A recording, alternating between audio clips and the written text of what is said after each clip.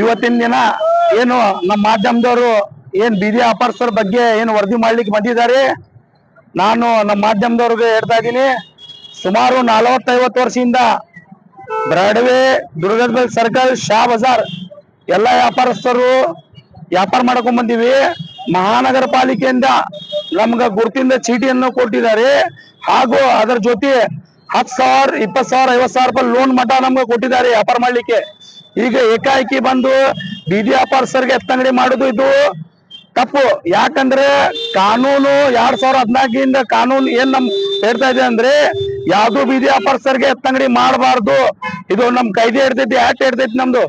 ಅದೇ ಪ್ರಕಾರ ನಾವು ಮಹಾನಗರ ಪಾಲಿಕೆ ಆಯುಕ್ತರಿಗಾಗ್ಲಿ ಹಾಗೂ ಸಂಬಂಧಪಟ್ಟ ಅಧಿಕಾರವ್ರಿಗಾಗ್ಲಿ ನಾವು ವಿನಂತಿಯನ್ನ ಮಾಡ್ಕೋತೀವಿ, ವ್ಯಾಪಾರಸ್ಥರ ಜೊತೆ ಅನ್ಯಾಯ ಮಾಡಕ್ ಹೋಗಬೇಡಿ.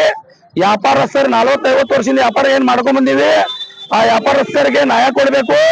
ಹಾಗೂ ಸರಿಯಾಗಿ ವೆಂಡಿಂಗ್ ಝೋನ್ ಮಾಡ್ಬೇಕು, ಹಾಗೂ ಜೀರೋ ಟ್ರಾಫಿಕ್ ಮಾಡ್ಬೇಕು. ಯಾಕಂದ್ರೆ ಮಾರ್ಕೆಟ್ ದಲ್ಲೇ ಜನಾನೇ ಇರೋದು. ಜನ ಇರ್ಬೇಕಂದ್ರೆ ಮಾರ್ಕೆಟ್, ಮಾರ್ಕೆಟ್ ಇರ್ಬೇಕಂದ್ರೆ ಜನ, ಎಲ್ಲರಿಗಿದೆ ಗೊತ್ತಿದೆ. ಯಾಕಂದ್ರೆ ಮಾರ್ಕೆಟ್ ಇದ್ದಾಗ ರಶ್ ಇರೋದು, ಗದ್ದಲ ಇರೋದು ಸಾಮಾನ್ಯ ಆಗಿದೆ. ಇದು ಜನ ಹೇಳ್ತಾ ಇದಾರೆ ಟ್ರಾಫಿಕ್ ಆಗ್ತಾ ಇದೆ, ಅದಾಗ್ತಾ ಇದೆ, ವ್ಯಾಪಾರಸ್ಥರ ತೊಂದರೆ ಆಗ್ತಾ ಇದೆ ಅಂತೇಳಿ. ಯಾವ್ದು ವ್ಯಾಪಾರಸ್ಥರ ತೊಂದರೆ ಆಗ್ತಾ ಇಲ್ಲ. ಉಪಜೀವನಕ್ಕೆ ನಾವು ಬಿಸ್ನೆಸ್ ವ್ಯಾಪಾರ ಮಾಡ್ತಾ ಇದೀವಿ. ಇದರಿಂದ ನಮ್ಮ ತಂದೆ ತಾಯಿ ಮಕ್ಕಳಿಗೂ ಹಾಗೂ ಎಲ್ಲರದು ಒಟ್ಟಿ ನಡೀತೈತಿ. ಹಾಗೂ ಅದರ ಜೊತೆ ವಿಜಿಕ್ಷನ್ ಮಾಡ್ತೀವಿ ನಮ್ಮ ಮಕ್ಕಳದನು. ಇದರಿಂದ ನಮ್ ಜೀವನ ನಡೀತೈತಿ.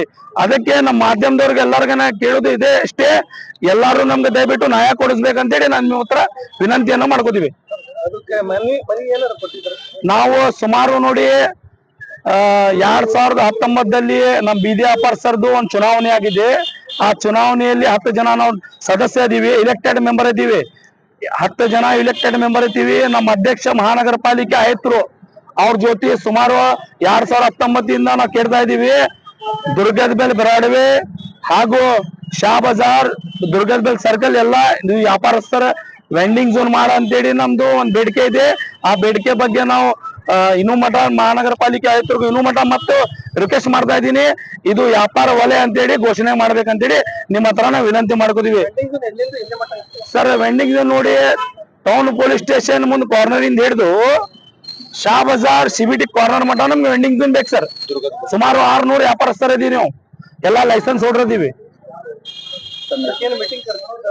ಸರ್. 3 ತಿಂಗಳಿಗೊಮ್ಮೆ ನಮ್ ಸಭೆ ಕರೀತಾರ ಅವರು ಮಹಾನಗರ ಪಾಲಿಕೆ ಅವರು. ಆ ಸಭೆದಲ್ಲಿ ನಮ್ ಚರ್ಚೆ ಆಗ್ತೈತಿ. ತೀರ್ಮಾನ ಯಾವ್ದು ತರ ಆಗಿಲ್ಲ ಇನ್ನೂ ಮಠ.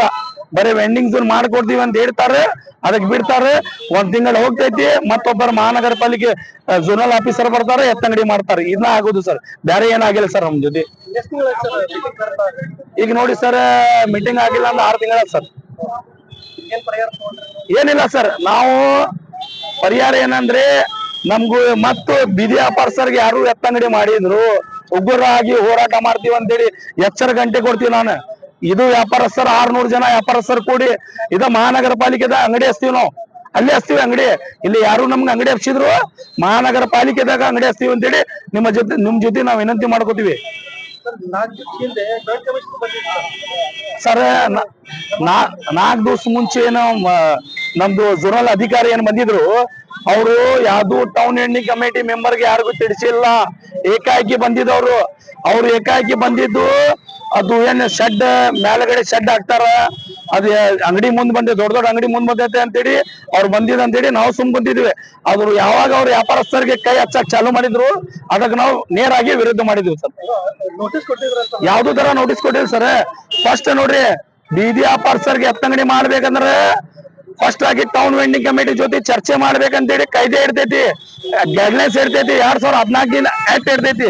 ಅದೆಲ್ಲ ಆಕ್ಟ್ ಬಿಟ್ಟು ಕಾಯ್ದೆ ಬಿಟ್ಟು ಈ ತರ ಕೆಲಸ ಮಾಡಿದ್ರು ಇದು ಕಾನೂನು ವಿರುದ್ಧ ಆಗ್ತೈತಿ, ಕೋರ್ಟ್ ವಿರುದ್ಧ ಆಗ್ತೈತಿ. ನಿಮ್ ಮ್ಯಾಗ ನಾವು ಕೋರ್ಟ್ ಆಫ್ ಕಂಡಕ್ಟ್ ಅನ್ನು ಮಾಡುದು ವಿಚಾರ ಮಾಡ್ತೀವಿ ಎಲ್ಲ town vending committee member. Ismail ಬಿಡಮ್ ಸರ್.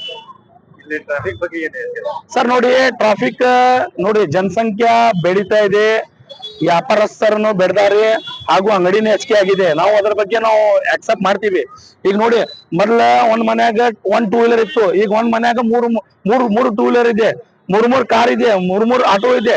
ಈಗೆಲ್ಲ ಜನಸಂಖ್ಯೆ ಬಡ್ದಿದ್ರೆ ವ್ಯಾಪಾರಸ್ಥನ ಬೆಳಿತಾರ, ಆಮೇಲೆ ಹುಬ್ಳಿ ಧಾರವಾಡ ಬೆಳಿತೈತಿ. ಅದಕ್ಕೆ ಸರಿಯಾಗಿ ಎಲ್ಲಿ ಖಾಲಿ ಜಾಗ ಇದೆ ಅಲ್ಲಿ ಪಾರ್ಕಿಂಗ್ ಮಾಡ್ರಿ.